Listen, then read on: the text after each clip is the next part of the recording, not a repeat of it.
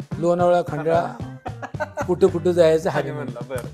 जिल्हा परिषदला योजनाच काढूया honeymoon package.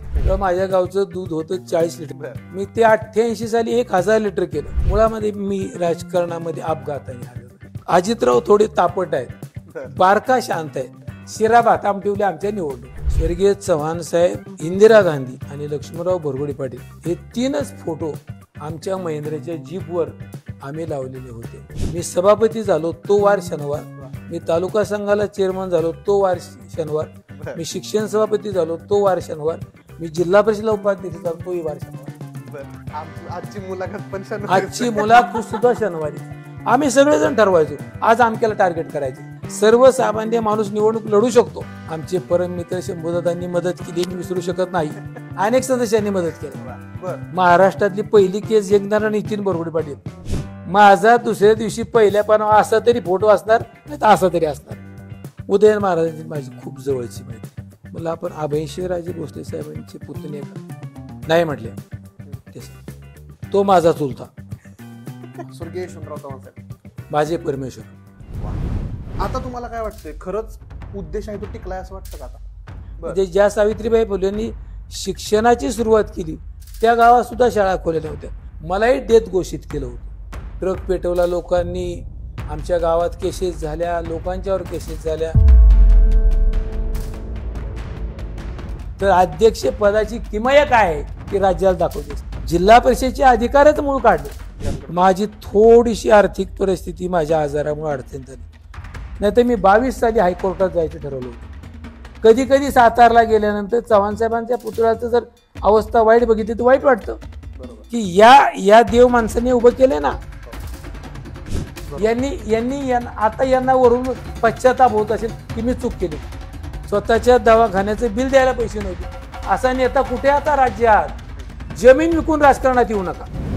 अशी कोणती व्यक्ती आहे जी आत्ता तुमच्यासोबत असायला पाहिजे होती? ज्या व्यक्ती करता मी आज ही 43 वर्ष रडतो, तो माझा बाप.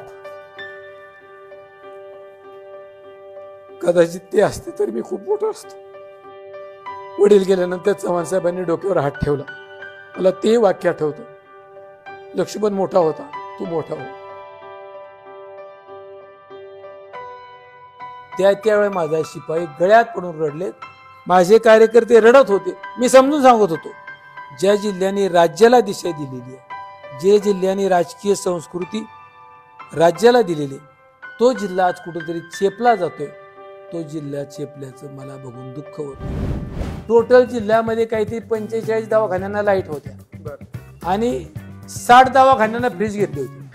मग लावणार कशी? का त्या लाईटच नाही, इमारतच नाही. मी एका शाळेत गेलो, शिक्षकच नव्हतो शाळेत कोण. मला कळालं की माझ्याच गाडीत गुरुजी आहे सगळे. म्हणजे आप्पासाहेबांनी आम्हाला जिल्हा परिषद सांगितलं. मंडळी, ह्या गप्पा कितीही उशीर चालू ठेवल्या तरी ह्या चालूच राहणार आहेत. कारण मला वाटतं जिल्ह्यातला हा एकमेव माणूस असा असेल ज्याच्याकडे इतके किस्से आहेत सांगण्यासारखे की तुम्ही ऐकून थकाल, पण बापू सांगून थकणार नाहीत. हे होते माननीय श्री नितीन कुमार लक्ष्मणराव बोरगोडे पाटील, अर्थात सर्वांचे लाडके बापू.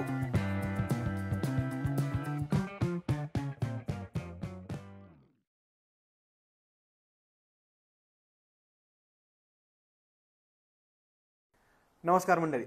सातारा जिल्हा महाराष्ट्र राज्याला आणि देशाला अप्रतिम आणि अफलातून आघाडीचे नेते देणारा जिल्हा. या जिल्ह्यानं आपल्या देशामध्ये अशी अनेक व्यक्तिमत्व तयार केली, ज्या व्यक्तिमत्वांनी आपल्या राज्याला देशाला उभारी देण्यासाठी खूप प्रयत्न केले. एक मोठं नाव म्हणजे स्वर्गीय यशवंतराव चव्हाण साहेब. यशवंतराव चव्हाणांपासून आत्तापर्यंत राज्याची आणि जिल्ह्याची स्थिती पाहिली तर या जिल्ह्यामध्ये अनेक नेते होत गेलेत आणि असंच एक नाव आपल्या सगळ्यांच्या समोर आहे. जिल्हा परिषदेच्या निवडणुका येत आहेत आणि त्याच अनुषंगानं जिल्हा परिषदेमध्ये घडलेले काही किस्से, काही आठवणी, जिल्हा परिषदेचं महत्त्व किती आहे, या सगळ्या गोष्टींवरती दिलखुलास गप्पा मारण्यासाठी आज आपण आलेलो आहोत इथं पळशीमध्ये. कदाचित तुमच्या लक्षात आलं असेल, स्वर्गीय यशवंतराव चव्हाण साहेबांचे विचार आणि स्वर्गीय लक्ष्मणराव बोरगोडे पाटील भाऊ यांची प्रेरणा घेऊन हे व्यक्तिमत्व आजही काम करते. मला राजकारणातून आता काहीच कमवायचं नाहीये आणि गमवायला आता काही शिल्लकच नाहीये. फक्त खंडाळा तालुक्याची अस्मिता मला पुढे घेऊन जायचे. आयुष्यभर त्यासाठी मला झटायचंय. खंडाळा तालुक्यानं मला खूप काही दिलं, जिल्ह्यानं खूप काही दिलं आणि आज सुद्धा खंडाळा तालुका म्हटलं की लोक म्हणतात हा तालुका म्हणजे नितीन बापूंचाच ना. बरोबर ओळखलं. आपण आलोय माननीय श्री नितीन बापू लक्ष्मणराव भरगोडे पाटील यांच्याकडे. नमस्कार बापू. नमस्कार. खूप खूप स्वागत आहे आमच्या आजच्या पॉडकास्टमध्ये. कसं वाटतं, कसं चाललंय आयुष्य? खूप छान. बर. थोडं सुखात थोडं दुःखात. बर. तब्येत वगैरे कशी आहे? तब्येतीचा संघर्ष सुरू करून जगत आहे. हा. कुठून भेटते एवढी प्रेरणा? आज सुद्धा तुम्ही आता पॉडकास्ट झाल्यानंतर पण तुम्ही एका कार्यक्रमाला जाणार आहात. एवढा आजारपण आहे, एवढं वय झाले, पण तरी सुद्धा तुम्ही आजही सगळे कार्यक्रम अटेंड करता, प्रत्येक सण समारंभाला जाता, लोकांशी कनेक्टेड राहता. ही प्रेरणा कुठून मिळते?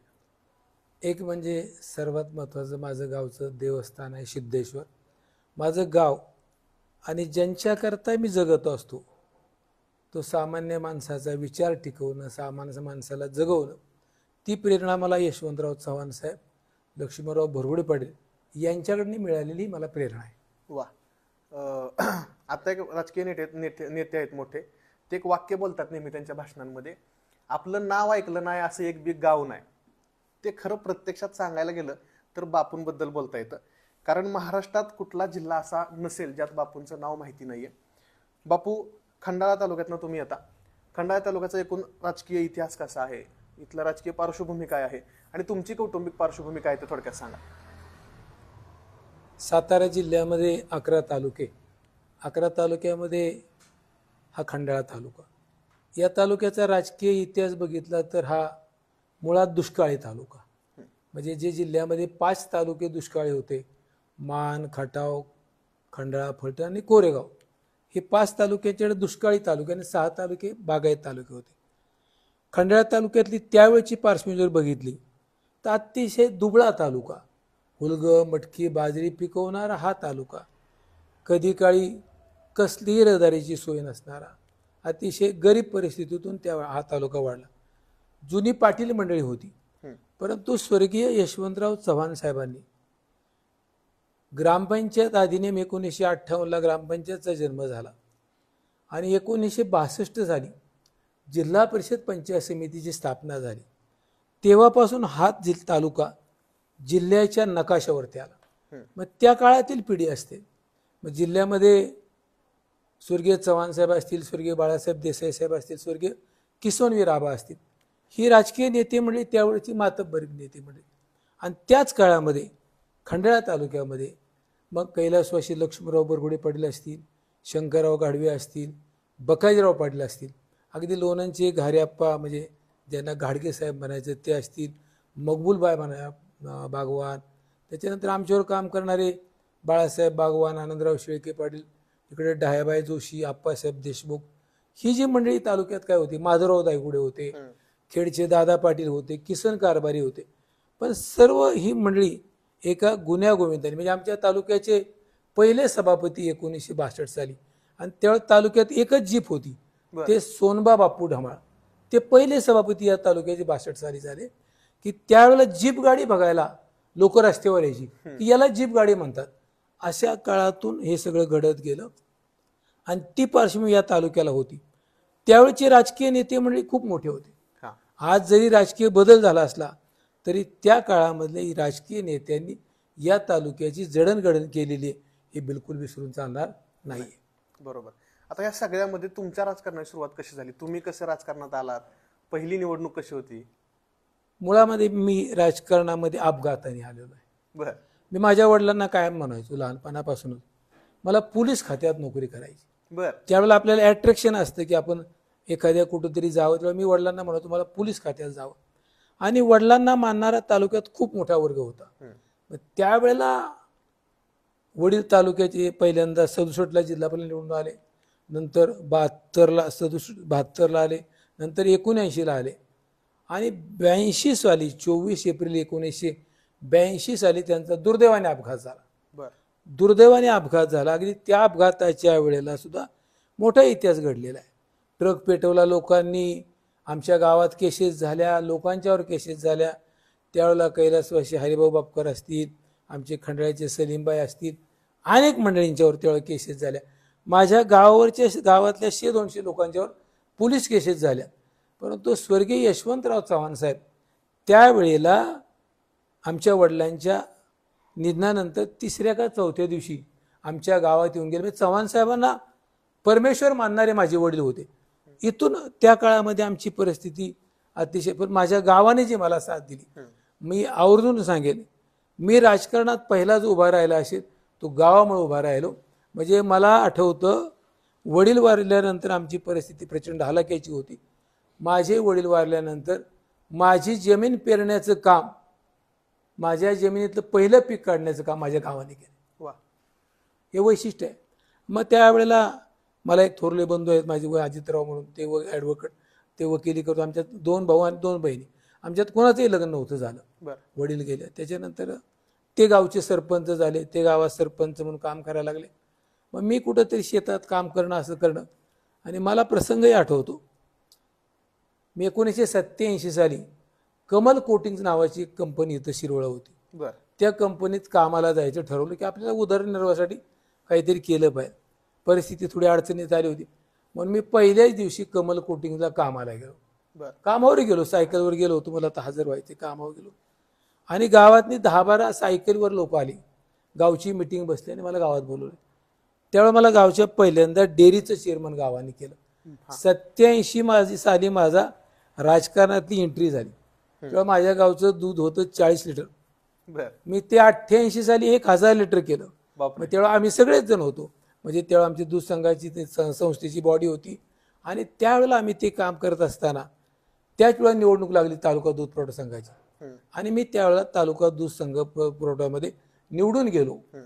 87ला मी तालुका दूध संघाला गेलो.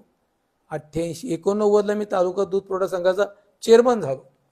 तालुका अधिक लहान वयामध्ये मी चेअरमन झालो. त्यावेळेला तालुका संघाचं दूध होतं 4500 लिटर. कर्ज होतं 15 लाख रुपये. 3 ट्रक होते. त्यावेळेला चेअरमनला राजदूत नावाची एक फटफटी होती. तो मी सगळा आराखडा बघितला. त्यावेळेपासूनच मला राजकारणातला भ्रष्टाचार याचा किळस आला की मग तो दूध संघ 1 वर्षामध्ये आम्ही 10,000 लिटरवर नेला आणि तालुका दूध संघ कर्जमुक्त वर्षात झाला. मी 89-90 चेअरमन राहिलो. परत दुसऱ्या वर्षी मला तालुक्यातले नेते मंडळी, तेव्हा कैलासवासी बाळासाहेब मांगरे होते, अगदी आप्पासाहेब देशमुख असतील, शंकरराव बकाईराव, शिवाजीराव पाटील असतील, यांनी परत मला दुसऱ्या वर्षी चेअरमन ठेवलं आणि तालुका संघ कर्जमुक्त करून, मी आवर्जून सांगेन, त्या काळामध्ये दूध संघाचं ऑडिट झालं. त्यावेळेला कुलकर्णी नावाच्या ऑडिटरनी दूध संघाच्या चेअरमनचं कौतुक रेकॉर्डला केलंय. हा माझा तिथं गौरव झालेला आहे. ती माझी पहिली एंट्री आहे. मग त्याच्यानंतर 92 साली काहीतरी व्यवसाय करावा म्हणून करता मी 80,000 रुपयाला जीप विकत घेतली. वडापचा धंदा करायला. वडापचा धंदा करून आता काहीतरी करायचं, कुटुंबाला हातभार.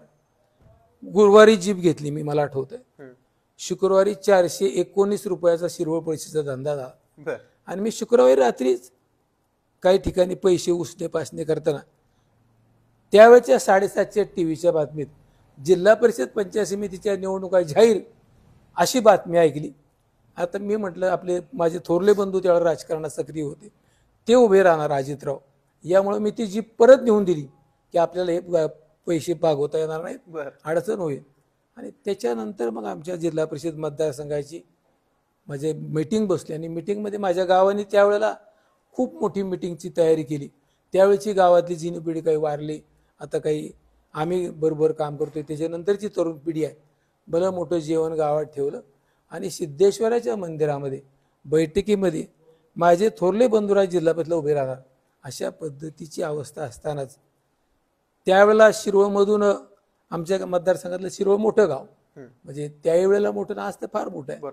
त्यावेळेला आप्पासाहेब देशमुख हे माझ्या वडिलांचे कार्यकर्ते, ते पंचायत समितीला सदस्य होते. त्यांना जिल्हा परिषदला उभं करावं असं शिरोळवाल्यांची इच्छा होती. परंतु ज्यावेळेला ग्रामीण भागाने सांगितलं त्यावेळेला स्वतः आप्पासाहेब देशमुख म्हटले की पळशीला संधी दिली पाहिजे, लक्ष्मणराव बोरगोडे पाटलांच्या मुलाला संधी द्यावी. हे तेव्हा डायबाई जोशी, शेटेदादा ही जी मंडळी होती त्यावेळी त्यांनी तो निर्णय घेतला. मग 92ला झेडपीला कोण उभं राहायचं.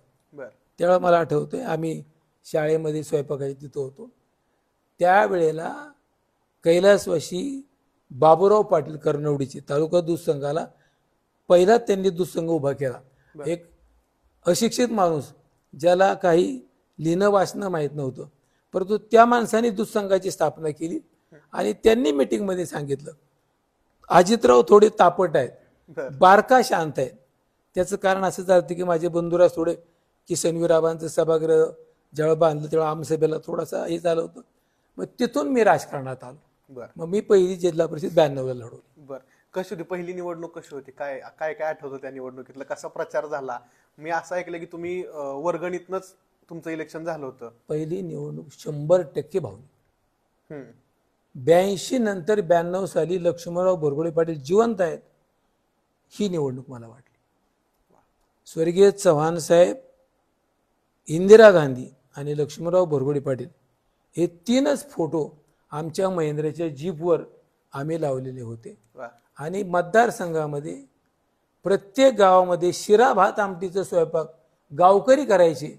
माझ्या गावानं, पळशी गावानं 84,200 रुपये वर्गणी गोळा केली. 80,000 रुपये खर्च झाला, 4,200 रुपये शिल्लक राहिले. त्याच्यानंतर सत्यनारायण पूजा घातली. माझा ज्या वेळेला 92 साली फॉर्म भरला त्यावेळेला एवढी लोक माझ्या एवढी कुणाला शक्य नाही झाली. प्रचंड मोठी मिरवणूक आमच्या गावातल्या भजनी मंडळांनी ती गाणी रचलेली होती. म्हणजे त्या गाण्यामध्ये सुद्धा लक्ष्मणराव बोरगोळे पाटलांचा उल्लेख होता, चव्हाण साहेबांचा उल्लेख होता. आणि गावातल्या भजनी मंडळांनी, गावातल्या कलाकारांनी, माझ्या मित्रमंडळींनी ते तयार केलं होतं. आणि 92च्या निवडणुकीमध्ये 100% भावली. म्हणजे जिथं जाईल तिथं आमच्या भाऊंचा मुलगा उभा राहिलाय, आमच्या भाऊंचा मुलगा, आमच्या भाऊंचा वारस उभा राहिलाय, आता आम्हाला काहीतरी न्याय मिळेल, अशी माझी पहिली निवडणूक झाली. वा. आणि मग पहिली इलेक्शन झाल्यानंतर तुम्ही पद कधी मिळालं? तुम्ही सभापती कधी झाला? त्यावेळेस तुमचं वय काय होतं? मी 14/3/1982 ला सभापती झालो. बर. मला असं सुद्धा वाचलंय मी की 92ला, सॉरी 14/3/92 ला मी असं सभापती सुद्धा वाचलंय की सगळ्यात कमी वयाचे सभापती तुम्ही होता बहुतेक. हा हा 14/3/1992 ला मी सभापती झालो. माझे वडील वारले तो वार शनिवार, मी सभापती झालो तो वार शनिवार, मी तालुका संघाला चेअरमन झालो तो वार शनिवार, मी शिक्षण सभापती झालो तो वार शनिवार, मी जिल्हा परिषदला उपाध्यक्ष झालो तोही वार शनिवार. बर. आमची आजची मुलाखत पण शनिवार, आजची मुलाखत सुद्धा शनिवारीचा वैशिष्ट्य. मी 14/3/1992 ला तालुक्याचा सभापती झालो. त्यावेळेला स्वर्गीय विलासराव गुंडाळकर काका असतील, स्वर्गीय मदन आप्पा असतील, स्वर्गीय लक्ष्मणराव पाटील तात्या असतील, त्यामध्ये स्वर्गीय चिमणराव कदम साहेब सुद्धा होते. या मंडळींनी लक्ष्मण भाऊंच्या मुलाला सभापती केलं पाहिजे. त्यावेळी मी सभापती तालुक्याचा झालो. 14 तारखेला मी सभापती झालो. 14 तारखेला आमच्या गावामध्ये, माझ्या भागात दिवाळी साजरी केली. परंतु जुनी पिढी मात्र रडत होती, गळ्यात पडून रडत होती की आमच्या भाऊंच्या नंतर आम्हाला दिवस आले. हे मात्र मला न विसरण्यासारखं आहे. नक्कीच. आता हे इलेक्शन झाल्यानंतर 5147 एक गोष्ट आहे, जीप तुम्हाला दिली होती 5147 नंबरची, सगळीकडे फेमस होती. तो काय किस्सा होता? नाही, त्याच्या अगोदर 92 ला मी सभापती झालो तेव्हा 42 गावांना टँकर होते पिण्याच्या पाण्याचं. ते माझ्या पुढचं आव्हान होतं मोठं की आपल्या वडिलांना देव मानणारा तालुका आणि आज टँकर देतो. आसवली सारखं माझं मोठं गाव होतं, ज्या गावाला मला 10-11 टँकर द्यावे लागत होते. कनेर म्हणजे कोपर्ड्यापर्यंतचा टप्पा आणि हा वरचा सगळा टप्पा, नदीकाठचा जर टप्पा सोडला तर मला 42 गावांना टँकर द्यावे लागत होते. आणि मी त्यावेळेस चंग बांधला. काही गावातनी शाळा खोल्या नव्हत्या. अगदी सावित्रीबाई फुलेंचं नायगाव, त्यावेळेला त्या सरपंचांनी मला मागणी केली, शाळा खोल्याही नव्हत्या. म्हणजे ज्या सावित्रीबाई फुलेंनी शिक्षणाची सुरुवात केली त्या गावात सुद्धा शाळा खोल्या नव्हत्या. मग मी चंग बांधला. त्यावेळेस सुभाषराव देशमुख अध्यक्ष होते, बाळासाहेब बिलारे उपाध्यक्ष होते.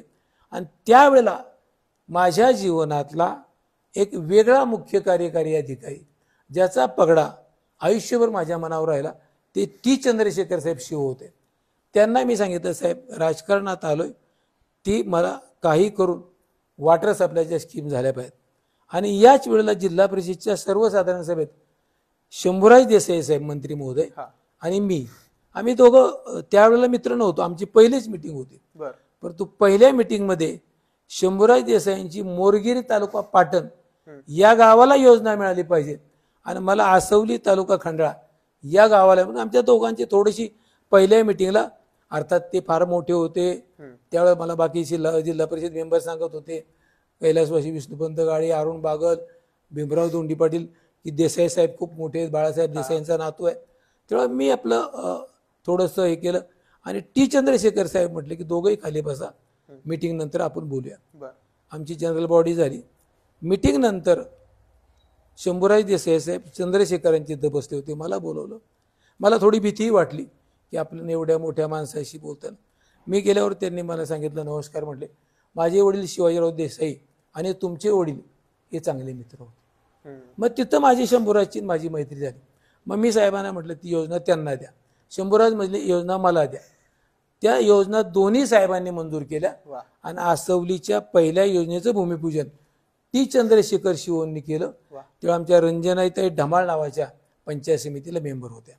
ती योजना आम्ही पहिली केली. आणि मग तुम्ही जो विचारला 51-47चा किस्सा, तो थोडा पुढं आम्ही तिरुपतीला गावातली मित्रमंडळी जायचो दरवर्षी. आमचा मोठा अपघात झाला. त्या अपघातामध्ये माझा एक मित्र कैलासवासी संपतराव तुकाराम बरगुडे हे जागेवर गेले. मलाही डेथ घोषित केलं होतं, परंतु मी आज जिवंत आहे. तेव्हा आमची फार अडचण झाली होती. त्यावेळेला मला अंकोला कर्नाटकमधून रुबीला आणलं. रुबीला मी 18 दिवस अनकॉन्शियस होतो. त्याच्यातून मी जगलो, परंतु तिकडं मात्र मी गेलेलो आहे अशा पद्धतीचं जाहीर झालं होतं. मग त्यावेळेला मतदारसंघातल्या सर्व कार्यकर्त्यांनी बापूला एक जीप भेट द्यायची म्हणून कुठं रुपयाने काही आमचे त्यावेळेचे शिक्षक मंडळी असतील, कर्मचारी असतील, अधिकारी असतील आणि शेतकऱ्यांनी मिळून मला पवारसाहेबांच्या हस्ते, आदरणीय शरद पवारांच्या यांच्या हस्ते 51-47 जीप दिली. त्यावेळेस जीपला सुद्धा वेटिंग होतं. जीप सुद्धा मिळत नव्हती. ती सुद्धा जीप मुख्यमंत्र्यांच्या कोट्यातनी मिळवली. अरे बापरे, वा वा वा. म्हणजे तेव्हापासून जो संघर्ष चालूच आहे, तो आता पण संघर्ष चालूच आहे. बरं बापू, तुमचं वक्तृत्व सगळ्यांना माहिती आहे. तुम्ही एकदा बोलायला उभं राहिलात की म्हणजे मी ज्यावेळेस लहान होतो, माझे आई वडील शिक्षक आहेत, त्यामुळं तुमचं नाव असायचं घरात सारखं, बरगुडे पाटील बरगुडे पाटील. मग पेपरमध्ये सुद्धा नाव वाचत होतं सारखं. ती वक्तृत्वाची जी प्रेरणा आहे तुम्हाला, ती कुणाकडून मिळाली? तुम्हाला कुणाचं वक्तृत्व आवडायचं? कसा सराव करायचा? किंवा पहिलं भाषण कुठं केलं होतं, काय आठवतंय का? मुळामध्ये आमच्या कुटुंबामध्ये आमच्या वडिलांना आम्ही प्रचंड मानतो. म्हणजे त्यावेळेला आज 43 वर्षानंतर ते माझे परमेश्वर आहेत. तेव्हा वडिलांच्या पुढे उभं राहणं इतकीपासून भीती असायची. तेव्हा भाषण करणं वगैरे हे कधीच आयुष्यात नव्हतं. परंतु मी विलासराव देशमुख साहेबांचा फॅन होतो. स्वर्गीय विलासराव देशमुखांची ती भाषण करायची पद्धती, हात हलवणं वगैरे हे त्याचा मी फॅन होतो. आणि मग राजकारणात आल्यानंतर मी तशी पहिली भाषणं केली असते तालुका दूध संघाला, ज्या वेळेला गावोगावी बैठक करायला लागलो त्यावेळेला. मग निवडणुकीच्या प्रचारात मात्र सडेतोड, मग तो कुणीही किती मोठा असू देईल, काय आपण खरं बोलायचं आणि खरं बोलण्यावरच भर द्यायचा. मी एकही भाषण आजपर्यंत लिहून घेतलेलं नाही. स्वर्गीय राजेश पायलट साहेब यांच्या हस्ते कैलासवासी लक्ष्मणराव बरगुडे पाटील सभागृहाचं पंचायत समितीचं उद्घाटन घेतलं. त्यावेळेला पृथ्वीराज चव्हाण साहेबांनी, प्रतापराव भोसलेंनी, स्वर्गीय प्रतापराव भाऊंनी त्यावेळेला त्यांना आणलं होतं. आणि राजेश पायलट त्यावेळेला गृहराज्यमंत्री होते, प्रचंड बंदोबस्त होता. मला सगळे अधिकारी सांगायचे, बापू भाषण हिंदीत करावं लागेल, लिहून घ्या. मी म्हटलं मी काही लिहून घेणार नाही. मी त्यांच्या समोर सुद्धा हिंदीत भाषण केलं होतं. आणि माझ्या भाषणानंतर राजेश पायलट उठले, मला मिठी मारली की बहुत अच्छी बात की आपने नितीन, मुझे बहुत अच्छा लगा. ते हे परमेश्वराने मला दिलेली कला आहे. परंतु विलासराव देशमुख मात्र माझ्या आयुष्यातला, वक्तृत्वातला, राजकारणातला एक हरवणारी माणूस. मी त्यांचा पराभव झाल्यानंतर सुद्धा नायगावचा सावित्रीबाईंचा पुतळा त्यांच्या हस्तेच बसवला, हे सुद्धा वैशिष्ट्य आहे. ते पदावर नव्हते त्यावेळेला, मुख्यमंत्री पद गेलं होतं, परंतु विलासराव देशमुखांच्या हस्तेच तो पुतळा आम्ही बसवला. नवे सावित्रीबाईंची पहिली पुण्यतिथी स्वर्गीय मनोहर जोशी साहेब हे मुख्यमंत्री असताना, शंभूराज देसाई साहेब सहकार परिषदेला अध्यक्ष असताना, मी तालुक्याला सभापती असताना पहिल्या पुण्यतिथीची सुरुवात करणारा मोठा पुढारी त्यावेळेला आलेले मनोहर जोशी. अर्थात त्याच्या अगोदर व्ही चिपळूणकर साहेबांनी 1983ला मला वाटते त्याची सुरुवात केली होती. बर, आता पंचायत समिती असेल, जिल्हा परिषद असेल, ह्या सगळ्या ह्याच्यामध्ये तुम्हाला जवळपास 35 वर्षांचं तुमचं हे कारकीर्द आहे. 25 वर्षे जिल्हा परिषद अगोदर सहकारामध्ये, 30-32 वर्षे मला झाली. हा, मग ह्यातले काय काय आठवणीतले प्रसंग आहेत, त्यावेळेस घडलेला एखादा किस्सा जो आम्हाला माहिती नाही आजकालच्या पिढीला, असा एखादा किस्सा सांगा. नाही, त्यावेळेला जिल्हा परिषदेला पार्टी मिटिंग असायची. पार्टी मिटिंग म्हणजे जिल्हा परिषदच्या सर्वसाधारण सभा उद्या आहे आणि मग आज पार्टी मिटिंग असायची. मग आज पार्टी मिटिंगला आमचं ठरायचं की कुठला अधिकारी चुकीचं वागतोय, कुठला अधिकारी सर्वसामान्य माणसाला त्रास देतोय, मग त्याला टार्गेट करायचं जिल्हा परिषदला. मग त्यावेळेला हे स्वर्गीय अरुण बागल, स्वर्गीय विष्णुपंत गाडे असतील, शंभूराज देसाई असतील, संजीवराजे असतील, जगनशेठ जांजुर्णे असतील, आप्पासाहेब गरुड असतील, राजाभाऊ शिला, मोठी मोठी माणसं होती. आम्ही सगळेजण ठरवायचो आज आमक्याला टार्गेट करायचे, तो जिल्ह्याचा अपमान करतोय आणि त्याला मात्र जनरल बॉडी टार्गेट करायचं. अगदी आम्ही मुख्य कार्यकारी अधिकाऱ्यांना सुद्धा परत पाठवण्यापर्यंत जिल्हा परिषदची ताकद काय ती ताकद दाखवण्याचं काम आम्ही त्या मंडळीवर करत होतो. आणि आमच्या दृष्टीनं विलासराव देशमुख जर सगळ्यात जास्त कुठे येणार तर ते कराड दक्षिणला. त्यावेळेला विलासराव देशमुख कराड दक्षिणला यायचं म्हटलं तर त्यावेळेला 92च्या अगोदर आमच्याकडे गाड्या नव्हत्या, मग आम्ही ट्रकने जायचो. पण विलासरावांचं भाषण ऐकायला कराडला, ओंडला, मी एकदा ओंडला गेलो होतो भाषण ऐकायला, येताना गाडी नव्हती मला आणि विलासरावांचाच कॅनवाय थांबला. विलासरावांनी मला गाडीत बसवलं, म्हणजे तू प्रत्येक ठिकाणी असतो. मग त्यांनी मला शिरोळ आणलं, शिरोळ उतरवलं. असे प्रसंग खूप आहेत. किंवा राजेश पायलट माझ्या वडिलांच्या कार्यक्रमाला आलं, मी कधीच विसरू शकत नाही. आणि लक्ष्मणराव बोरगडे पाटील सभागृह आम्ही पंचायत समितीत उभं केलं. हा, बरोबर. बरं, आता हे तुम्ही मग आता सांगितलं जसं की जर एखादा अधिकारी वाईट वागत असेल तर तुम्ही त्यांना हे करायचा. अधिकाऱ्यांबरोबरचे किस्से काय काय, चांगले वाईट किस्से? खूप मैत्रीपूर्ण. मी अधिकाऱ्यांशी, कर्मचाऱ्यांशी, अगदी शिपायाची सुद्धा, मी ज्या ज्या वेळेला पदावर होतो, मी पंचायत समितीला सभापती होतो, मी शिक्षण सभापती होतो, मी उपाध्यक्ष होतो, मी ज्या ज्या वेळेला ऑफिसने बंगले सोडले त्या त्यावेळेला माझा शिपाई गळ्यात पडून रडलेत. नवे नवे आजही त्यांचे माझे घरचे संबंध आहेत. जेवढे शिव जिल्हा परिषदला झाले, अनेक कलेक्टर झाले, अनेक पोलीस अधीक्षक झाले, आजही त्यांची माझी मैत्री आहे. आत्ताच सांगतो तुम्हाला, संभाजीराव कडू पाटलांच्या मुलाचं रिसेप्शन आहे आज, मी तिकडेच जाणार आहे. बरोबर, माझे संबंध बदली झाले पण कोणाशी तुटले नाहीत. म्हणजे अगदी पहिल्यापासून टी चंद्रशेखर साहेब असतील, बिपिन मलिक साहेब सचिव होते, ते मला अतिशय आदराने, रामास्वामी आपले कलेक्टर होते, दिलीप बंड साहेब आज माझ्या तब्येतीची असते, मग तहसीलदार असू दे, प्रांत असू दे, PSI असू दे, PI असू दे, DYSP असू दे, आम्ही अतिशय अधिकारी कर्मचाऱ्यांशी मैत्री. पण जर कोणी सर्वसामान्यांना त्रास दिला तर त्याला मात्र सोडायचा नाही, हे आपलं ब्रीदच, आज बी, काल बी आणि मरेपर्यंत. जर कोणी सर्वसामान्यांना त्रास दिला तर त्याला सोडायचा नाही. आणि तुम्ही जे म्हणताय गळ्यात पडून रडायचे लोक, हे मिळायला पण भाग्य लागतं आणि ते भाग्य तुम्ही कमावलंय किंवा तुमच्या कर्तृत्वातनं ते तुम्ही मिळवले असं म्हणेन मी. आता हे झालं अधिकाऱ्यांबद्दलचं. महाराष्ट्राच्या राजकारणात काही बडी घराणे आहेत. मोहिते पाटलांचं घराणं आहे, पवार कुटुंबी आहेत, उदयनराजेंचं कुटुंब आहे, शंभूराज देसाईंचं कुटुंब आहे. ह्या सगळ्या परिवारांसोबत तुमचे मैत्रीपूर्ण संबंध आहेत किंवा कौटुंबिक संबंध आहेत असं म्हणू आपण. काय सांगाल या सगळ्यांबद्दल?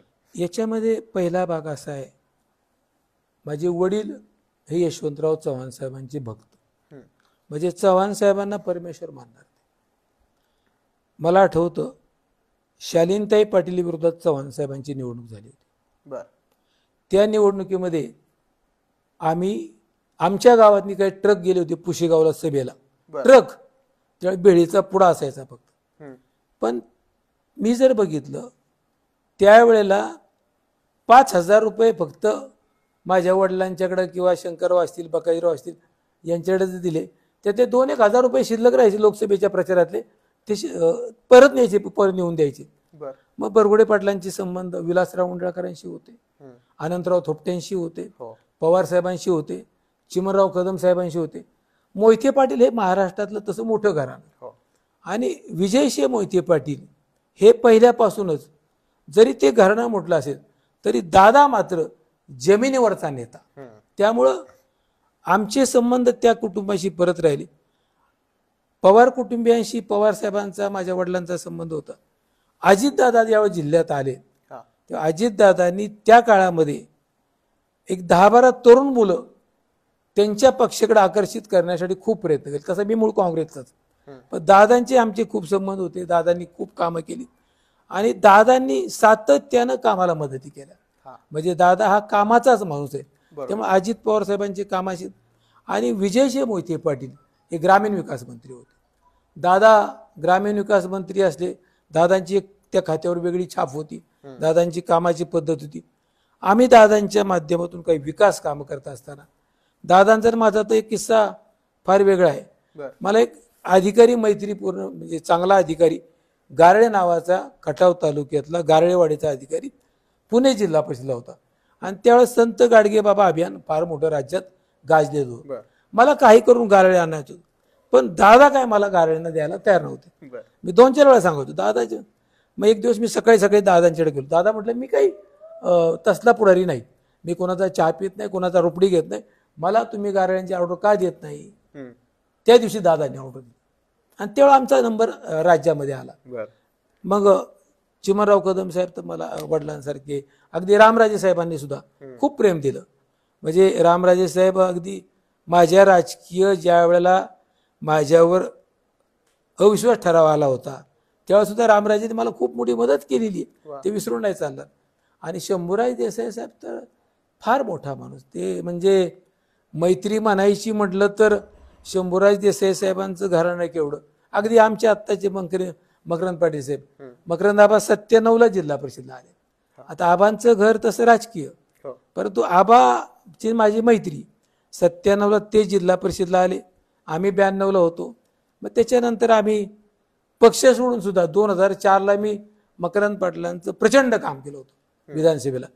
त्यावेळेला वाई खंडाळ्यामध्ये आम्हीच मकरंद पाटलांना शिरवळ जिल्हा परिषद मतदारसंघातून लीड दिलं होतं. मकरंद पाटलांनी सुद्धा आम्हाला राजकारणामध्ये खूप मदती केल्या.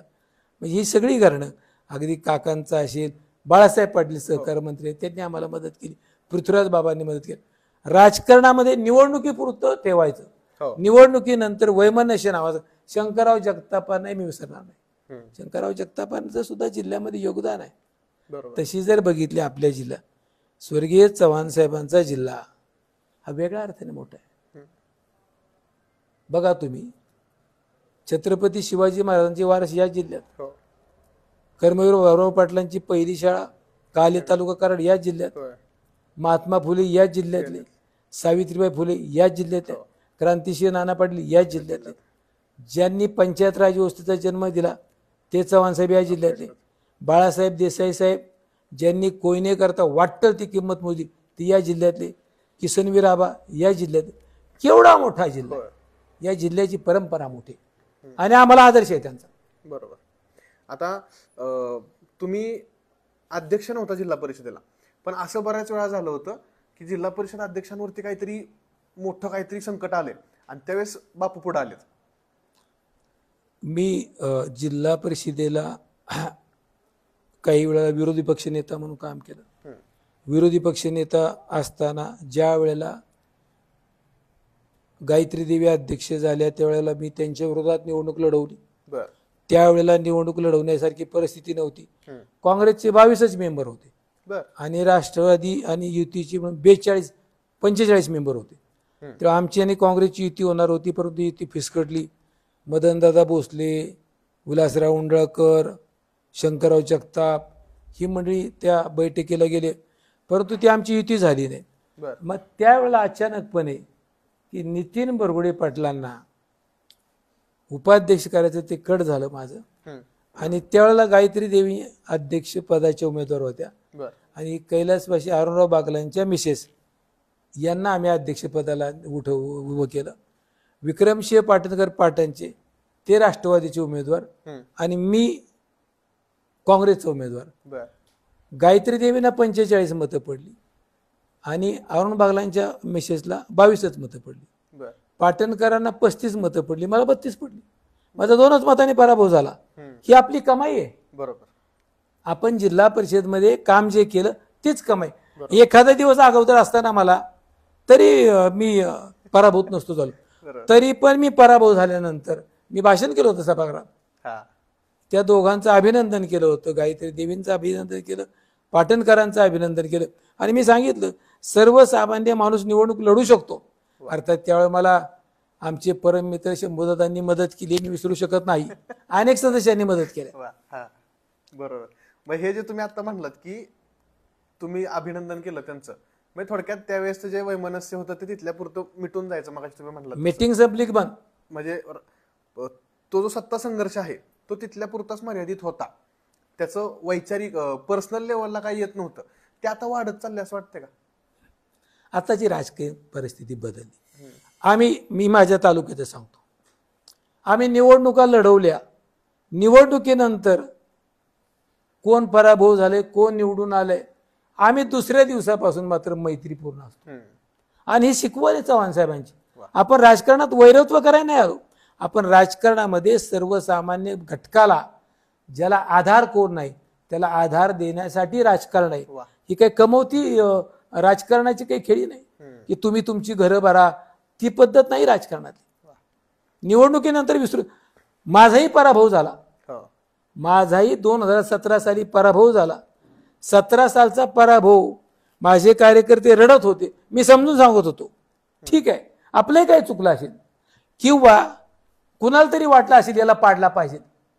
कदाचित माझा 17ला पराभव झाला नसता तर मी अध्यक्ष झालो असतो. आणि मी जर अध्यक्ष झालो असतो तर अध्यक्ष पदाची किमया काय आहे ती राज्याला दाखवली असती. त्याला दर्जा आहे राज्यमंत्र्याचा, पण तो कळला पाहिजे राज्यमंत्र्याचा दर्जा आहे. पण ठीक आहे, ते अर्थात निवडणूक झाली माझी. माझ्या विरोधात जे निवडून आले त्या अध्यक्षाला मी त्यांना फोन केला, तुम्हालाही शुभेच्छा. राजकारण हे वैरत्वाचं नाही. आत्ताची परिस्थिती वाईट आहे.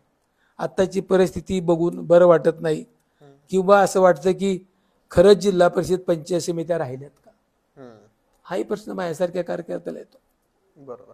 प्राचार्य PB पाटलांनी 73वी घटना दुरुस्ती लिहिली. म्हणजे मी एक केस जिंकली घटना दुरुस्तीवर. महाराष्ट्रातली पहिली केस जिंकणारा नितीन बोरगुडे पाटील. मी 92ला जिल्हा परिषदेला निवडून आलो आणि त्यावेळेला जिल्हा परिषद सदस्याला पंचायत समितीचा सभापती होता येतो.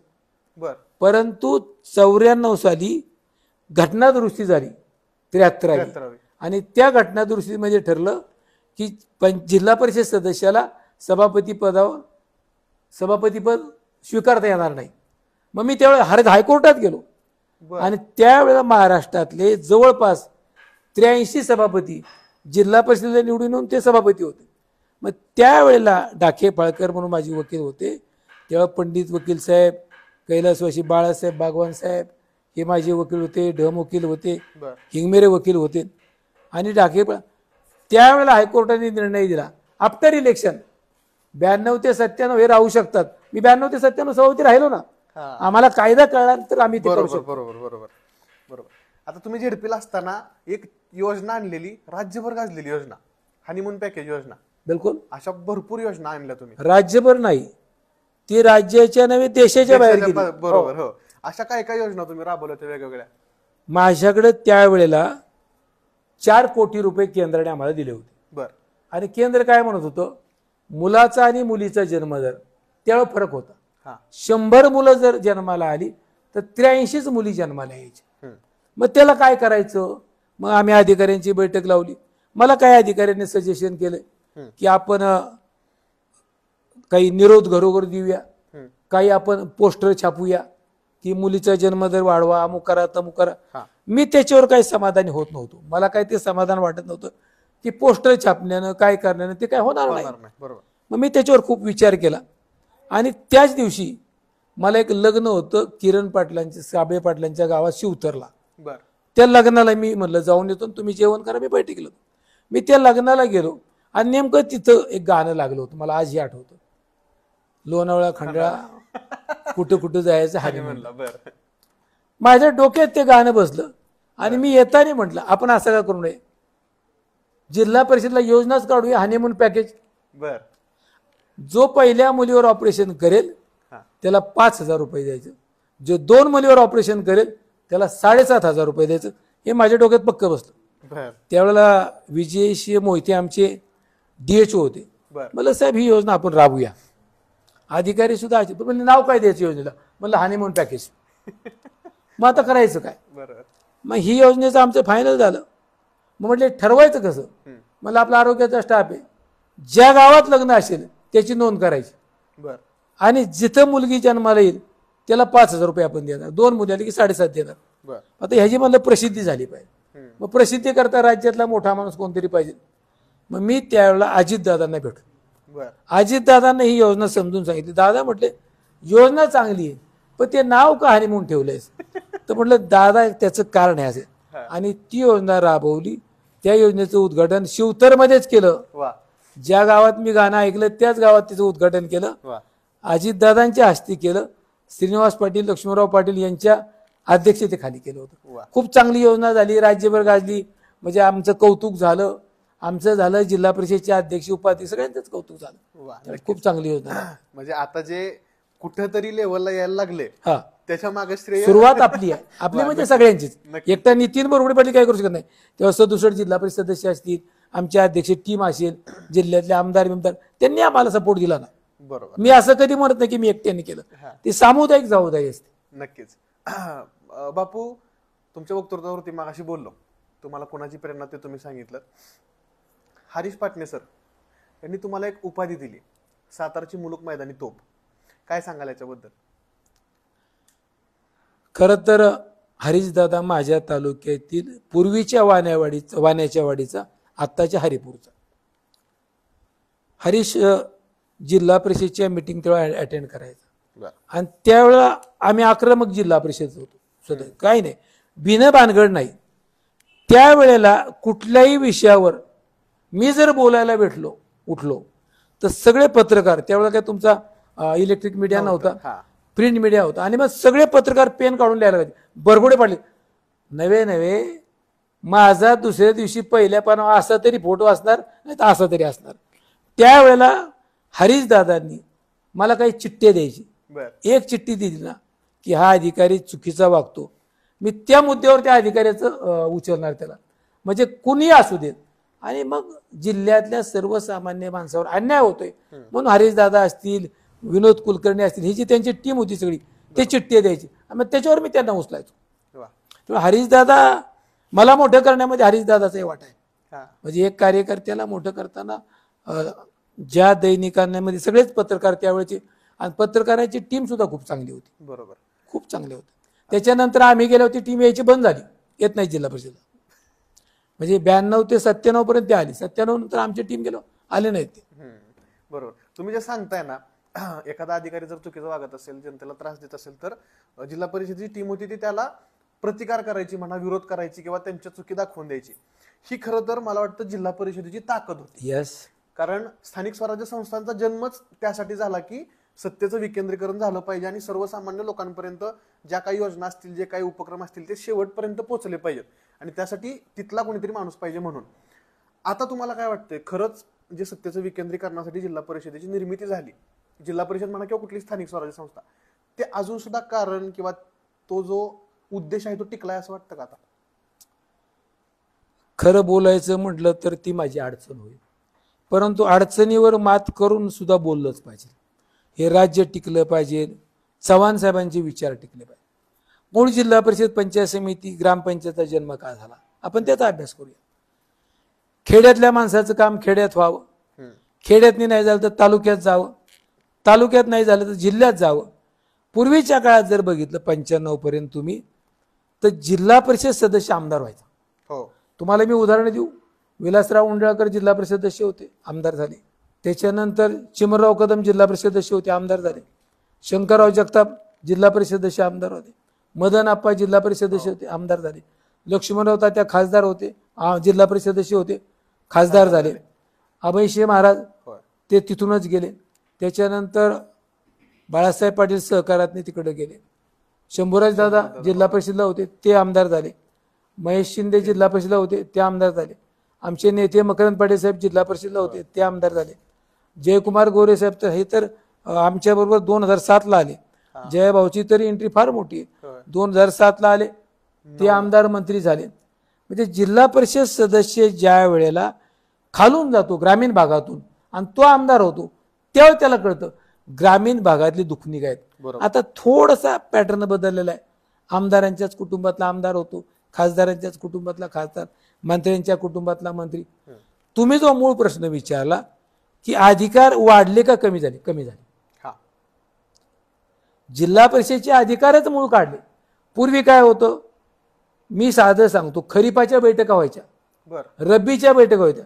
जिल्हा परिषद गावोगावी बी बियाणं द्यायची, बर संकरित बियाणं, बाजरी असू दे, ज्वारी असू दे, गहू असू दे, ही बियाणं प्रत्येक ठिकाणी पोचवायची. आणि मी स्वतः मिटिंगा, मान खटाव सारख्या तालुक्यामध्ये हजारभर माणसं खरीपाच्या मिटिंगला यायची. ज्या लोकांना असं वाटायचं की जिल्हा परिषद आमच्यासाठी काहीतरी करते, पंचायत समिती आमच्यासाठी काहीतरी, हे होतं. प्राथमिक शिक्षकांच्या बदल्या, आरोग्य विभागातल्या बदल्या, ग्रामसेवकांच्या बदल्या, आज जिल्हा परिषदचा अधिकार होता, 100% काढून टाकलं.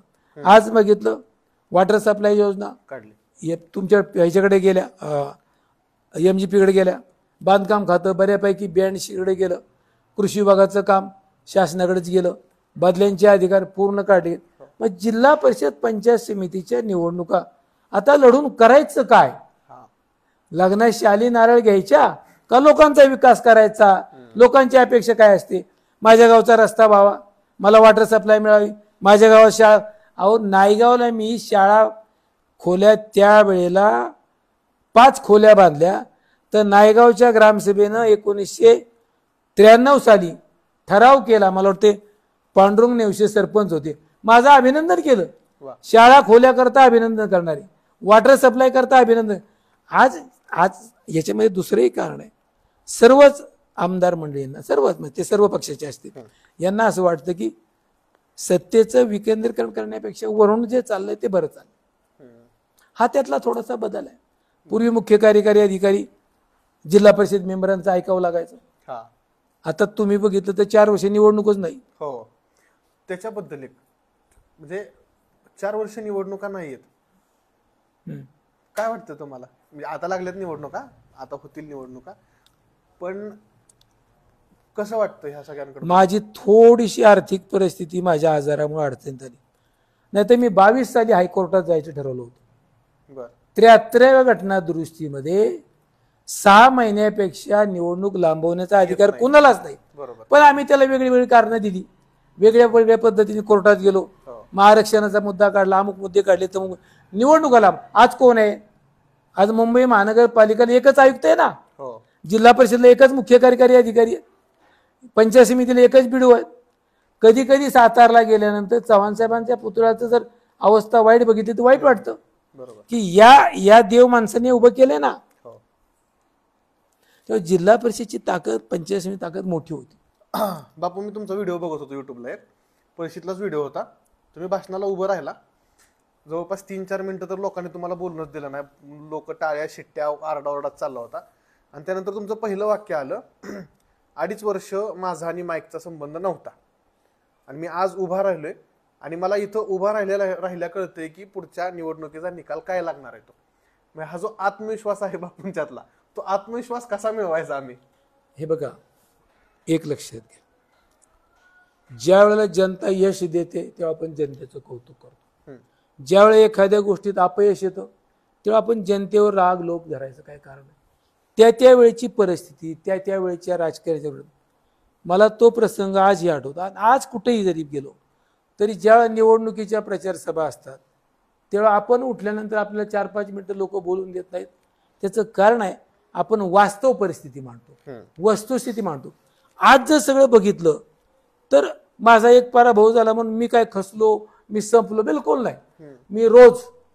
मी आता तुमच्या समोर बसलोय तेव्हा माझं हिमोग्लोबिन 6 आहे, माझ्या प्लेटलेट काउंट 22,000 आहेत आणि मी रोज लग्न करतो, रोज फिरतो. मी जन्माला आलोय तो जाण्याकरताच आलोय, परंतु माझ्या वडिलांचे विचार हे शेवटपर्यंत, माझं पळशी गाव, माझं वैभव आहे. मी या गावानं त्यावेळेला या मतदारसंघाने जर मला मोठं नसतं केलं तर कोण नितीन बोरवडे पाटील, कोणी तपासलं असतं मला? आज माझं वैभवच आहे, ते वैभव तर विसरून चालत नाही. बरोबर. त्यामुळे हे जे आज जे तुम्ही म्हणता ना, आता जी परिस्थिती आहे, राजकारणात वैमनस्य करायची जी पद्धत आली ती साफ चुकीची. तुमचे काय आमची खाजगी भांडणं नाही आहेत, निवडणूक आहेत, हार जीत होणारच आहे. बरोबर. आता एक वेगळा प्रश्न, ज्यावेळेस पक्षांमध्ये फूट पडली, शिवसेनेमध्ये पडली, राष्ट्रवादी काँग्रेसमध्ये पडली, पवार कुटुंबांचे आणि तुमचे संबंध जिव्हाळ्याचे, तुमची अवस्था काय झाली होती त्यावेळेस मनाची? तुम्हाला काय वाटलं पहिल्यांदा? नाही, 1999 साली राष्ट्रवादी निघाली काँग्रेसमधून बाजूला. त्यावेळेचा मुद्दा वेगळा होता. मी त्यावेळेला काँग्रेस पक्ष सोडला नाही. मी 2007ला राष्ट्रवादीत गेलो आणि तो राष्ट्रवादीत जाण्याचं कारण स्वर्गीय लक्ष्मणराव पाटील, आदरणीय अजितदादा पवार आणि माझे मित्र मकरंद पाटील साहेब यांच्या आग्रहाखातर त्यावेळेला मी राष्ट्रवादीत गेलो. अन्यथा माझे त्यावेळेचे विचार हे काँग्रेसचे पाहिजे. आणि आज जी परिस्थिती राजकारणात आहे, हे बघा आता काय झालेलं आहे, राज्य चालवताना ठराविक घरातच सत्ता गेल्या पाहिजेत का? म्हणजे काही पेपरच्या बातम्या किंवा काही टीव्हीच्या बातम्या, आज दोघांनी एकसारखा शर्ट घातला, आज हा ह्याच्या घरी जेवायला गेला, तो त्याच्या घरी जेवायला गेला, हा म्हणजे राज्याचा विकास होऊ शकत नाही. बरोबर. तुम्ही सर्वसामान्य घटकाशी काय, आज शेतकऱ्याची काय अवस्था आहे, द्या ना तुम्ही त्याला दिवसा लाईट द्या, त्याला दिवसा लाईट तुम्ही देत नाही. आमच्या गावामधलं उदाहरण देतो, रात्रीच्या लाईटवर लोक कांदे लावतायत. म्हणजे आम्ही पाठपुरावा करतोय, माझी मंजुरी, आमच्या मकरंद पाटलांनी ती मला मंजुरी करून दिली, परंतु त्यात काही काम करा ना, लोकांसाठी काम करा ना. बरोबर. तुम्ही द्या लोकांना. अगदी मी म्हणतो रात्रीची लाईट देऊ नका, सकाळी 10 ते संध्याकाळी 6 द्या, 9 ते 5 द्या. खुश आहे ना तो शेतकरी, त्याला बाजार भाव द्या. परंतु ते कुठं घडत नाही आता. आणि आम्ही मात्र याच ह्याच्यामध्ये गुरफटत असतो. बरोबर. आमच्या निवडणुकीला पैसे किती लागले, 50,000 60,000 शिरा भात आमटीवले आमच्या निवडणुका. आताच न बोललेलं बरं. आता आमच्या शिरा भात आमटे कोण खाणारच नाही. बरोबर. बरं, आता राजकारणात एखाद्याला नवीन यायचं असेल तर तुम्ही सर्वसामान्य कुटुंबातले, तुम्ही जो राजकारणात नाव कमावलं, तसं जर एखाद्या युवकाला, नवीन तरुणाला राजकारणात यायचं असेल तर त्यानं कुठल्या प्रोसेसमधनं गेलं पाहिजे, काय काय गोष्टी अचीव्ह केल्या पाहिजे, तुम्हाला काय वाटतं? राजकारणात तरुण मुलांनी आलं पाहिजे, परंतु 2 गोष्टी आहेत. एक, पहिल्यांदा आपलं कुटुंब भक्कम ठेवा. माझी तरुण मित्रांना विनंती, आपल्या कुटुंबाचा आर्थिक पाया मोडता कामा नये. जमीन विकून राजकारणात येऊ नका, घरची प्रॉपर्टी घालून बिलकुल राजकारणात येऊ नका. भलं राजकारणातून घरात काही नेऊ नका, बिलकुल नेऊ नका. परंतु राजकारणाकरता जमीन विकणं, आपल्या मुलाबाळांना रस्त्यावर आणणं, ही पद्धत चुकीची आहे. आता सांगतो तुम्हाला, आत्ताचा राजकीय काळ चांगला नाही. आता राजकीय काळ इतकं काही विचित्र काळ आहे. आपण रोज बघतोय, मीडिया बघतोय, बातम्या बघतोय, काय बघतोय. अहो, त्यावेळेला जिल्हा परिषदेला आम्ही आमच्या अधिकाऱ्यांना जर कोल बोललो तर बक्कम उभं राहायचो पाठीमागे, बक्कम. आम्ही अधिकारी, या प्राथमिक शाळा आहेत ना आपल्या मराठी शाळा, ज्या शाळामध्ये आम्ही शिकलोय या शाळा राज्यात टिकल्या पाहिजेत. बरोबर. तुम्ही इंग्लिश मिडियमचं जे काढले ना फॅड, त्याच्यापेक्षा आमच्या मराठी शाळेमध्ये जे गुरुजींनी घडवलं, आज माझी शाळा जाऊन बघा, माझी प्राथमिक शाळा बघण्यासारखी. जे 10वीतल्या मुलांना येणार नाही ती माझी 4थीतले मुलं उत्तर देतील. हे आमचं वैभव आहे ना. तुम्ही तेच सगळं बंद करायला लागलाय. यांनी नाही घडणार काय. यांनी आता यांना वरून पश्चाताप होत असेल की मी चूक केली का. खरंय, मला तर कळते असं मी यांना उद्बत्ती लावतो. म्हणजे चव्हाण साहेब ही, तुम्ही बघा, यशवंतराव चव्हाण साहेबांचा एक मुद्दा खूप मोठा आहे. कसल त्याची जमीन हा भारतातला पहिला कायदा केला. ज्याच्या त्याच्या नावावर 7/12 जो केला ना, तो स्वर्गीय यशवंतराव चव्हाण साहेबांच्या मुळेच झाला. त्यांना विसरून चालणार आहे का? नाही. अरे पण त्यांच्या शेवटच्या वेळेला पैसे नव्हते दवाखान्याचं बिल द्यायला. देशाच्या उपमुख्यमंत्र्याला स्वतःच्या दवाखान्याचं बिल द्यायला पैसे नव्हते. असा नेता कुठे आता राज्यात? आम्ही अजून युटेस मध्येच फिरतो. आता सगळ्या फॉर्च्युनर्स, मर्सिडीज कुठून आणायच्या, कुठून पैसे आणायचे? समाजकारण करणारी लोक कमी आहेत आता, राजकारण, फक्त राजकारण करणारी जास्त झाली. मला त्याच्यावरही बोलायचं नाही, तर ज्याचा त्याचा प्रश्न आहे.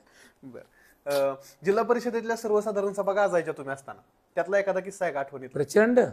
सांगा एखादा, आमच्या ऑडियन्सला कळू द्या. जिल्हा परिषद मधला एखादा किस्सा, एक साधा प्रसंग सांगतो. एक योजना होती समाज कल्याण विभागाची. आम्ही 35,000 रुपये घरकुलांना द्यायचो. बर. मागासवर्गीय कुटुंबांना 35,000 रुपये घरकुल द्यायचे. आणि त्यावेळेला मला आठवतंय सन्मान्य शिलाताई उतेकर ॲडव्होकेट सातारच्या यांनी हा प्रश्न उपस्थित केला होता की ते पैसे लाभार्थीला मिळत नाही, त्याचा हा फार होतोय, अमुक होतोय, तमुक होतोय. आम्ही जिल्हा परिषद डोक्यावर घेतली फार. म्हणजे जिल्हा परिषद अगदी या भ्रष्टाचाराची चौकशी झाली पाहिजे. मग त्याच्यावर समिती स्थापन झाली.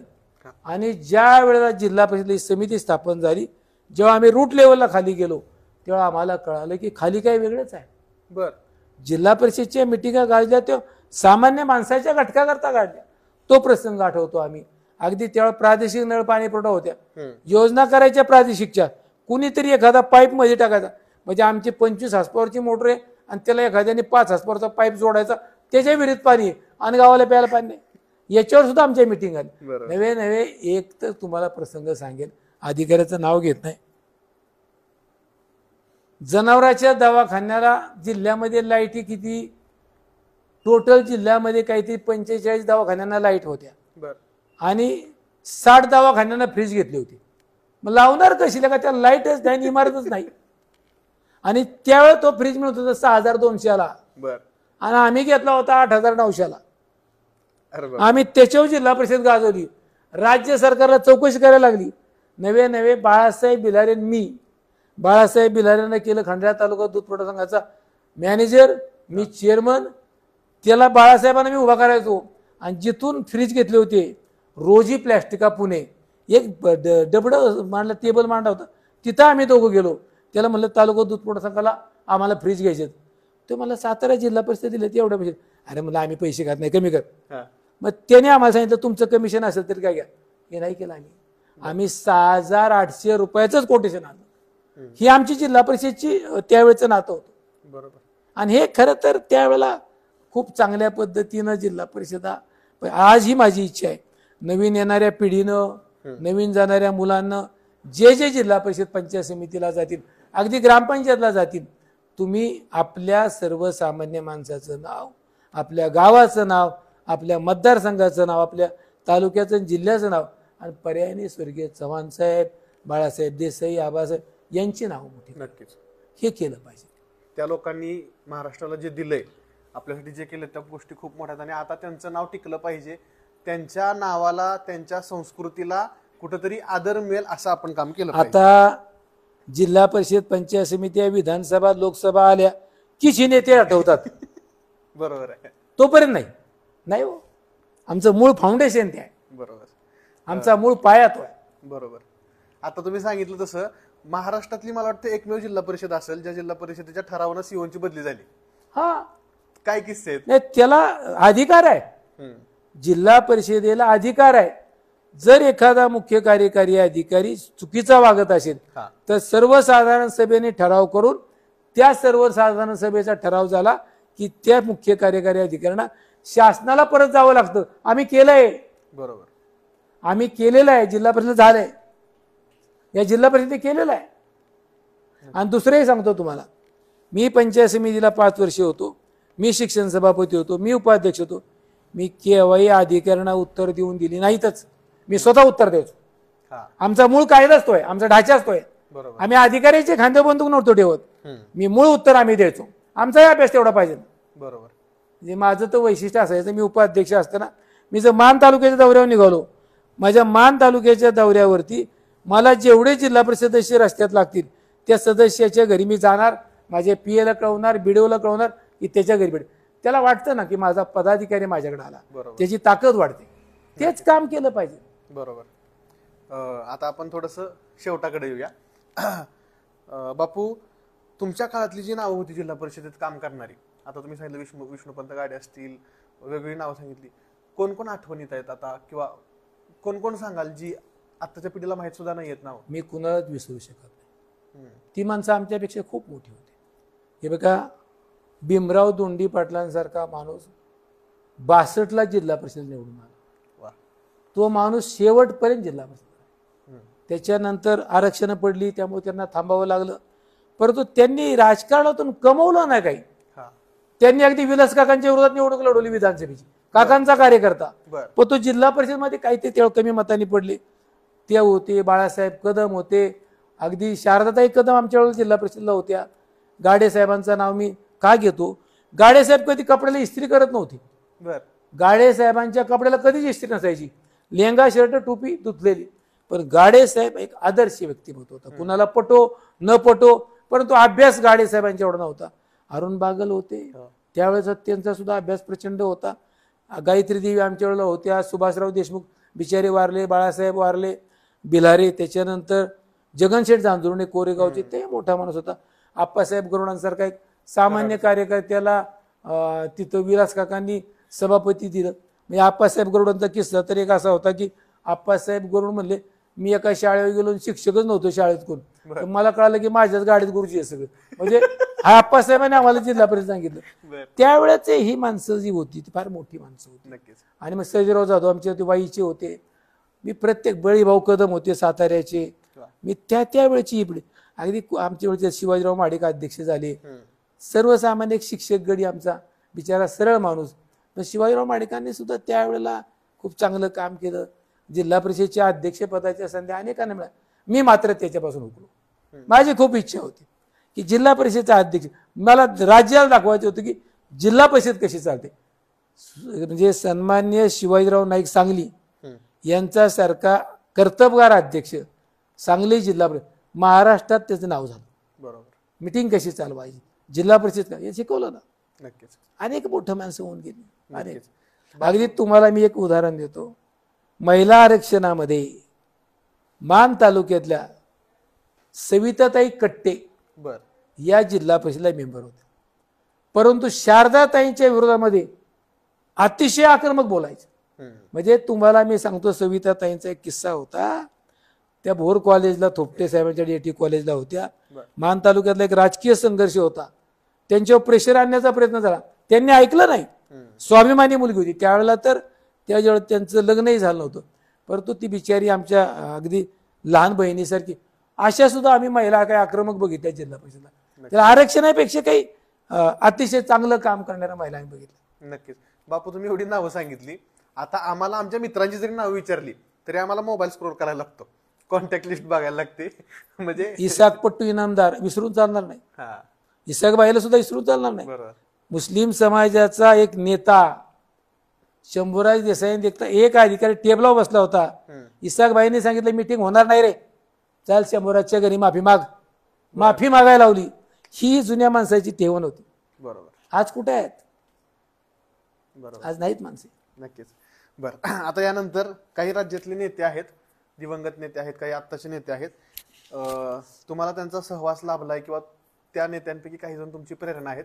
मी नेत्यांचं नाव घेईल, तुम्हाला एका शब्दात त्या नेत्यांचं वर्णन करायचंय. तुमच्या म्हणजे नेत्याचं नाव ऐकलं की जो पहिला शब्द मनात येईल तो सांगायचा आहे. स्वर्गीय यशवंतराव चव्हाण साहेब. माझे परमेश्वर. वा. लक्ष्मणराव पाटील तात्या. स्पष्ट वक्ता. मदनदादा पिसाळ. हुशार परंतु निर्णय क्षमता उशिरा. बर. प्रतापराव भोसले. जे मनात येईल ते स्पष्टपणे, मागे पुढे बघणार नाही. पवार साहेब. अंदाजच येत नाही. विजय दादा. सर्वसामान्य माणसाला ताकद देणार नाही. वा. आनंदराव थोपटे. माझ्या वडिलांच्या ठिकाणी. वा. अजित दादा. अतिशय कामाला चतुर आणि स्पष्ट वक्ता, प्रशासनावर प्रचंड वजन. शंभूराज देसाई. स्वर्गीय बाळासाहेब देसाईंची छबी, प्रशासनावर प्रचंड पकड. आणि मकरंदाबा पाटील. मकरंदाबा मितभाषी परंतु मुद्द्याला पक्का, संघटन कौशल्य प्रचंड. वा. आता बापू, आमच्या सेगमेंट मधला एक खास क्षण आहे हा. शेवटाकडे जाताना आम्ही हा क्षण ठेवतो. तुम्ही आतापर्यंत जी तुमची राजकीय कारकीर्द आहे, तुमची वैयक्तिक कारकीर्द आहे, या कारकिर्दीमध्ये तुम्हाला अनेक लोकांनी प्रेरणा दिली. यशवंतराव चव्हाण साहेब असतील, भाऊ असतील, अनेक लोक आहेत त्याच्यामध्ये. तुम्हाला काय वाटतं, असा कोणता व्यक्ती, अशी कोणती व्यक्ती आहे जी आत्ता तुमच्यासोबत असायला पाहिजे होती, आणि जर ती व्यक्ती तुमच्यासोबत असती, असं माना की हा कॅमेरामध्ये ती व्यक्ती आहे, आणि त्या व्यक्तीला तुम्ही काय बोलाल? ज्या व्यक्तीकरता मी आज ही 43 वर्ष रडतो तू माझा बाप. कदाचित ते असते तर मी खूप मोठा असतो.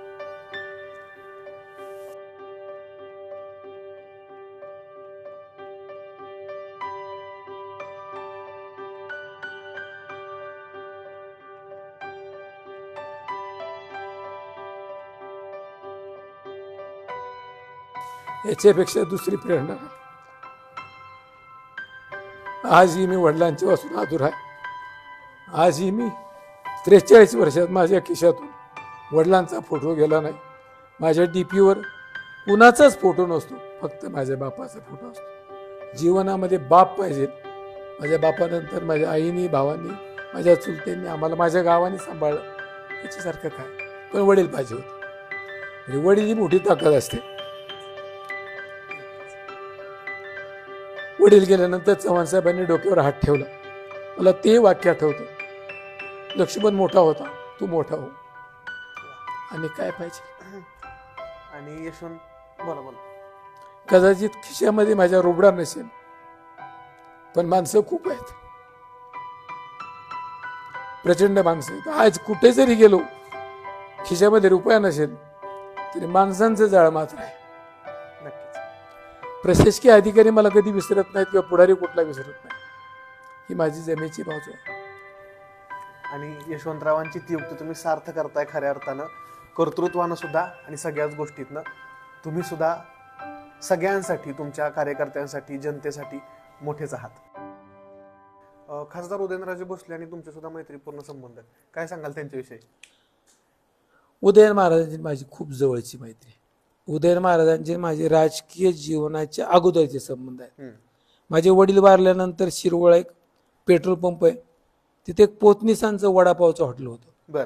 आणि त्या ठिकाणी उदयन महाराज जिप्सी गाडीतून यायची. बर. आणि मी मात्र कशाला तरी शिरवळला गेलेलो डिझेल आणायला. माझ्याकडे बुलेट होती, तेव्हा मी पंप होतो. मी नेहमी त्यांच्याकडे बघायचो की हा माणूस केवढा मोठा माणूस आहे, महाराज आहेत, पण त्यांच्याशी बोलायचं कसं. पण मी एकदा धाडसाने त्यांच्याशी बोलायला गेलो. महाराज साहेब नमस्कार. नमस्कार. मला आपण अभयसिंहराजे भोसले साहेबांचे पुतणे का. नाही म्हटले. तसं तो माझा चुलता. तिथून आमची मैत्री झाली. मग मी उदयन महाराज ते गाडीतून खाली उतरले. आज एक मात्र नक्की आहे, छत्रपती शिवाजी महाराजांच्या गादीचे वारसदार आहेत. खरं तर तो माणूस खूप मोठा आहे. अजूनही तो माणूस खूप खूप खूप मोठा होऊ शकतो. महाराजांचं स्पष्ट वक्तं, प्रामाणिकपणे, आणि महाराज वाटतं ते करणारा माणूस आहे. आपली मैत्री आपल्यासाठी ते काही करतात. अजूनही मला तुम्हाला सांगायचं की उदयन महाराज, शिवेंद्रराजे यांनी सुद्धा त्यांच्या घराण्याची ती जपणूक केलेली आहे. अर्थात ती राजे घराण्यात मोठी आहेत आणि सगळेच मोठी. आता तुम्ही जर बघितलं तर अतुल बाबांसारखा कार्यकर्ता बरेच वर्ष राजकारणामध्ये संघर्ष करत होता, पण आज अतुल बाबा केवढा मोठा झाला, विकासाच्या दृष्टीने मोठा झाला, सगळ्याच्या दृष्टीने मोठा झाला. ही उदाहरणं आहेत ना, ही नक्कीच आहे. आणि मी या सगळ्या गोष्टीमध्ये जिल्ह्यात एक मात्र मित्रमंडळी, नेते मंडळी, मला 2017 सालापासून आजार झाला, पण मला शंभूराज देसाई असतील, मकरंद पाटील साहेब असतील, रामराजे असतील, अगदी जयकुमार गोरे असतील, महेश शिंदे असतील, इकडं उदयन महाराज असतील, आमचे संग्रामदादा असतील, अजितदादा असतील, देवेंद्र फडणवीस असतील, हे सगळी मंडळी माझ्या आजारासाठी वाटतं तेवढे प्रयत्न करतात. संजीव बाबा असतील, ह्या सगळ्या मंडळींनी मला आजारातून बरोबर. शंभूराज देसाई तर आणि मकरंदाबा मला 2 दिवसांनी तब्येतीसाठी. अधिकारी सुद्धा इतके आहेत की प्रचंड अधिकारी माझ्या आजारासाठी प्रयत्न करतात. आपण आयुष्यात काय मिळवलं तर माणसे मिळवली, या समाधानी आहे. नक्कीच. आणि बापू, आता शेवटचा प्रश्न. 35 वर्ष तुम्ही राजकारण केलं, तुम्हाला जनतेनं संधी दिली, तुम्ही जिल्हा परिषदेत गेला, पंचायत समिती सभापती राहिलात अनेक काळ. तालुक्याचं राजकारण किंवा किंबहुना जिल्ह्याचं, राज्याच्या राजकारणात तुमचा एक वरचष्मा आहे. पण तुमच्या काही इच्छा आहेत की तुम्हाला खंडाळा तालुक्यासाठी असेल, जिल्ह्यासाठी असेल, ह्या गोष्टी करायच्यात, या गोष्टी झाल्या पाहिजेत, अशा तुमच्या इच्छा काय आहेत, ज्या इच्छा राहिल्यात आणि तुम्हाला त्या पूर्ण करायच्यात? माझं मूळ पहिलं मत असं आहे की राजकारणामध्ये काम करताना मी तर लोकांना आव्हान करतो, जमिनी विकू नका, आपल्या जमिनी आपल्यासाठी ठेवा. उद्या ज्याच्याकडं 1 एकर जमीन असेल तो 1 लाख रुपये पगारवाल्याला ऐकणार नाही. नक्कीच. जमिनीला पाणी आलं पाहिजे. आमच्या तालुक्यानं खूप भोगलंय. पुनर्वसनाला आम्ही जमीन दिलेत, वाजत गाजत जमीन दिलेत. निरादेव घरचं पुनर्वसन आम्ही केले, दोंबलकवडीचं पुनर्वसन आम्ही केले. हे पाणी आलं पाहिजे आणि ते पाणी येण्याकरताचे प्रयत्न निश्चितपणानं झाले पाहिजेत. तरुण पिढी चांगली आणि सगळ्यात महत्त्वाचं निर्व्यसनी पिढी घडली पाहिजे, संस्कारक्षम पिढी घडली पाहिजे. जिल्ह्याला तर स्वर्गीय चव्हाण साहेबांचं नाव आहे. ज्या जिल्ह्याने राज्याला दिशा दिलेली आहे, जे जिल्ह्याने राजकीय संस्कृती राज्याला दिलेली आहे, तो जिल्हा आज कुठंतरी चेपला जातोय. तो जिल्हा चेपल्याचं मला बघून दुःख होतं. मी या निमित्ताने एकच सांगेल, माझा एक प्रसंग. माझी खूप इच्छा होती 2 कमानी मला उभ्या करायच्या होत्या. एक पुण्यावरून येताना यशवंतराव चव्हाण साहेबांच्या आमच्या खंडाळ्याच्या बॉर्डरला, आणि एक सांगली कोल्हापूरकडून येताना तिथं स्वर्गीय यशवंतराव चव्हाण साहेबांची कमान उभी करायची. ती माझी इच्छा अपुरी राहिली किंवा मी ती करू शकलो नाही, मला माहीत नाही. आणि माझ्या वडिलांचं एक अपुरं स्वप्न होतं. ज्यावेळेला वाई तालुक्यातून भोर तालुक्यातून मांढरदेवीला रस्ता नव्हता, तेव्हा माझ्या वडिलांनी 1981 साली तो रस्ता मंजूर केला होता. दोन्ही तालुक्यात रस्ते झाले. मी गेली 30 ते 32 वर्षे पाठपुरावा करतोय, पण तुम्हाला यश मिळत नाही. मला तो एक रस्ता करायचा, हा जिल्हा घडला पाहिजे, तरुण पिढी निर्व्यसनी झाली पाहिजे, संस्कारक्षम घडावी, एवढीच माझी अपेक्षा आहे. IAS व्हा, IPS व्हा, मुलांनी शिका, हेच केलं पाहिजे. नक्कीच. भाऊंच्या नावानं तुम्ही त्यांच्या पुण्यतिथी दिवशी मोठा पुरस्कार सोहळा घेता. त्या पुरस्कार सोहळ्याची प्रेरणा काय आहे? त्यातनं पुन्हा कोणाला पुरस्कार दिले जातात? खरं तर याची प्रेरणा रामराजे नाईक निंबाळकर. रामराजे नाईक निंबाळकर मला असं म्हटलं की नितीन, अनेक वर्षे तुमचं गाव पुण्यतिथी करतं, तुम्ही वडिलांच्या नावे एखादा पुरस्कार सुरू करा. आणि मला सांगायला आनंद वाटेल, आम्ही पहिला पुरस्कार जो दिला तो 73व्या घटना दुरुस्तीचे शिल्पकार स्वर्गीय PB पाटील सरांना दिला. वा. उज्ज्वल निकमांना पुरस्कार दिला. अनेक पुरस्कार असे दिले आम्ही. अनंतराव थोपटेंना दिला, रामराजेंना दिला. म्हणजे वेगवेगळ्या क्षेत्रातल्या माणसांना आम्ही अगदी मी आमच्या गावामध्ये आमच्या व्याख्यानमाला समितीने गावचे सरपंच, उपसरपंच, ग्रामपंचायत, आमचे सोसायटीचे चेअरमन, व्हाईस चेअरमन, त्यांची बॉडी सर्व आजी माजी सरपंच, तर लक्ष्मणराव बोरगुडे पाटील व्याख्यानमाला समितीचे अध्यक्ष आहेत, त्यांची कमिटी आहे. आम्ही नेहमी एक बघतो, थोर विचारवंत 7 दिवस व्याख्यानमाला आणते. आम्ही विश्वास नांगरे पाटलांना आणलंय, आम्ही सिंधुताईंना आणलं होतं, आम्ही उज्ज्वल निकमांचा तर मी 2 वर्ष पाठपुरावा केला, पण त्यांना आणलं की हे गावाला लोक दिसली पाहिजेत. एवढे मोठं की आम्ही व्याख्यानमाला गावात साजरी करतो. अर्थात आमचा तालुका पंचकृषी त्याला खूप चांगली साथ देते. नक्कीच. मंडळी, ह्या गप्पा कितीही उशीर चालू ठेवल्या तरी ह्या चालूच राहणार आहेत. कारण मला वाटतं जिल्ह्यातला हा एकमेव माणूस असा असेल ज्याच्याकडे इतके किस्से आहेत सांगण्यासारखे की तुम्ही ऐकून ऐकून थकाल, पण बापू सांगून सांगून थकणार नाहीत. त्यामुळं आपल्याला सुद्धा वेळेची मर्यादा आहे आणि मला असं वाटतं की हा आपला सगळ्यात मोठा झालेला पॉडकास्ट असू शकतो. त्यामुळं बापू, पुनश्च एकदा खूप खूप आभार आम्हाला दिलेल्या पॉडकास्ट तुमचे आणि तुमच्या सर्व टीमचे, आणि राज्यामध्ये जिल्ह्यामध्ये जे ऐकतील त्यांना मनापासून शुभेच्छा देतो. या ब्रॉडकास्टला माझी एवढी मोठी पहिलीच मुलाखत आहे, परंतु यातून एकच सांगेल, राज्य टिकलं पाहिजे, चव्हाण साहेबांचे विचार टिकवा, हीच माझी सर्वांना विनंती. नक्कीच. एवढं मोठं व्यक्तिमत्व आहे आणि आज सुद्धा ते सांगतात, मी मोठा नाहीये, मी सामान्य कार्यकर्ता आहे. आणि हीच खरी मोठ्या माणसांची ओळख असते. मोठी माणसं अशीच मोठी होत नाहीत, त्यांनी ते मोठेपण कमावलेलं असतं. वक्तृत्वातून, कर्तृत्वातून आणि आपल्या कामातून ओळख निर्माण करणारे हे होते माननीय श्री नितीन कुमार लक्ष्मणराव बोरगुडे पाटील, अर्थात सर्वांचे लाडके बापू.